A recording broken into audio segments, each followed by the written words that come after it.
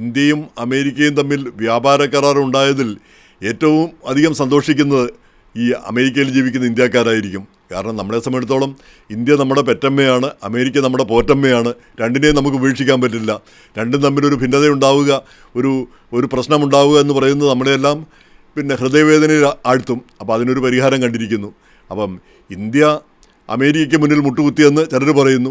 നേരെ മറിച്ച് ഇന്ത്യക്ക് മുന്നിൽ അമേരിക്ക മുട്ടുകുത്തി, പ്രത്യേകിച്ച് പ്രധാനമന്ത്രി നരേന്ദ്രമോദിക്ക് മുന്നിൽ മുട്ടുകുത്തിയെന്ന് വേറൊരു വിഭാഗം പറയുന്നു. എങ്ങനെയായാലും മുട്ടുകുത്തിയാലും കുത്തിയില്ലെങ്കിലും ഒരു പ്രശ്നം പരിഹരിക്കപ്പെട്ടു എന്നതിൽ നമ്മളെല്ലാം ആഹ്ലാദം കൊള്ളുന്നു. അത് പരിഹരിക്കപ്പെടണം. കാരണം ഇന്ത്യയും അമേരിക്കയും എന്നും ഒരുമിച്ച് നിൽക്കണം.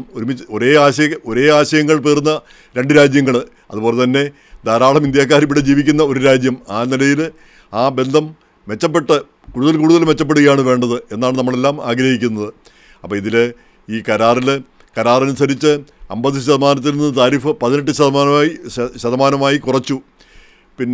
പക്ഷേ അമേരിക്കയിൽ നിന്ന് ഇന്ത്യ വാങ്ങുന്ന സാധനങ്ങൾക്ക് 0% എന്ന് പറയുന്നു. അപ്പം അതിന് താരിഫൊന്നും ഇല്ലേ, അത് വ്യക്തതയില്ല.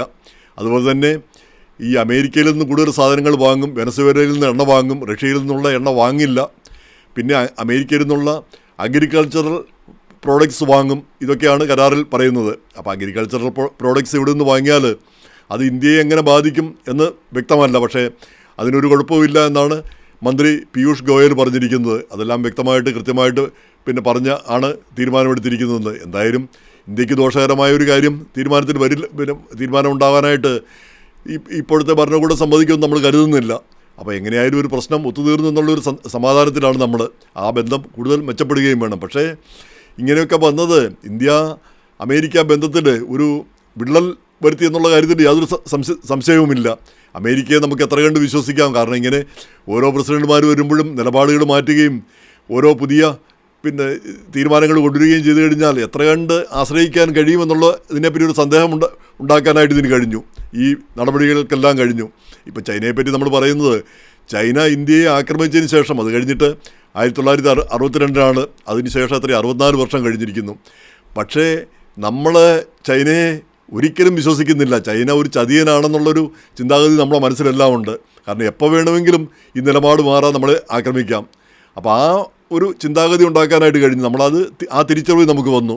അപ്പോൾ അതുകൊണ്ട് നമ്മളെപ്പോഴും കരുതലോടെയാണ് മുന്നോട്ട് പോകുന്നത്. അപ്പോൾ അമേരിക്കയുമായിട്ട് ആ ബന്ധം പേടിക്കാതെയുള്ള ബന്ധം, സുതാര്യമായൊരു ബന്ധമാണ് നമ്മൾ ഒക്കെ ആഗ്രഹിക്കുന്നത്. പക്ഷേ ആ ഒരു ബന്ധത്തിനൊരു വിള്ളൽ വീഴ്ത്താനായിട്ട് ഈ താരിഫ് കാര്യങ്ങളെല്ലാം കാരണമായി.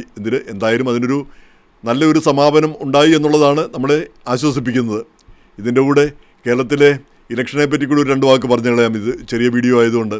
അതായത് PV അൻവറിനെ ബേപ്പൂരിൽ മത്സരിപ്പിക്കുന്നതാണ് UDFൻ്റെ അവിടെ KPCC പ്രസിഡന്റ് സണ്ണി ജോസഫ് പറഞ്ഞിരിക്കുന്നത്. ഇപ്പോൾ ഈ PV അൻവർ ആരാണ്? അദ്ദേഹം MLA ആയിരുന്ന കാലത്ത് നമുക്കറിയാം ഇടതുമുന്നണിയുടെ കൂടെയായിരുന്നു. അപ്പോൾ അദ്ദേഹം ഇടതുമുന്നണി വിടാനുള്ള കാരണം, അതാണ് ഏറ്റവും ചിന്തിക്കേണ്ട കാര്യം. അതായത് ഈ കോഴിക്കോട് എയർപോർട്ട്, കരിപ്പൂർ എയർപോർട്ടിൽ ധാരാളം പേര് ശരീരത്തിൻ്റെ അവിടെ ഇവിടെയൊക്കെ വെച്ചുകൊണ്ട് സ്വർണം കൊണ്ടുവരും. ആ സ്വർണ്ണമൊക്കെ കസ്റ്റംസിൽ നിന്ന് ഇറങ്ങിപ്പോവും. പക്ഷേ പുറത്ത് പോലീസ് കാത്തു നിൽക്കും. ആ പോലീസ് ഇത് പിടിച്ചുകൊണ്ട് പോകും. ഇവരെ പിടിച്ച് ആ സ്വർണ്ണമെല്ലാം പിടിച്ചെടുക്കും. എന്നിട്ട് ഇവരെ അറസ്റ്റ് ചെയ്യും. അപ്പോൾ അങ്ങനെ ഏതാണ്ട് 125 കിലോ സ്വർണം പിടിച്ചു എന്നാണ് പറയുന്നത്. 125 കിലോ.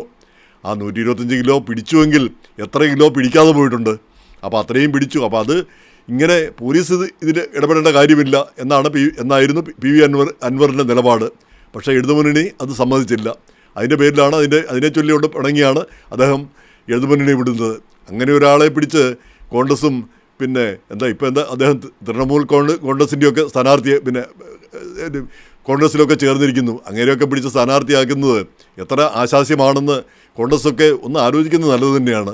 ഈ കൃത്യമായ നിലപാടുകളും കൃത്യമായ ആശയങ്ങളും ഒക്കെ ഉള്ള ആളുകളെ അല്ലേ വേണ്ടത് ഈ രംഗത്തൊക്കെ കൊണ്ടുവരാനായിട്ട്, ചെറുപ്പക്കാരെയൊക്കെ.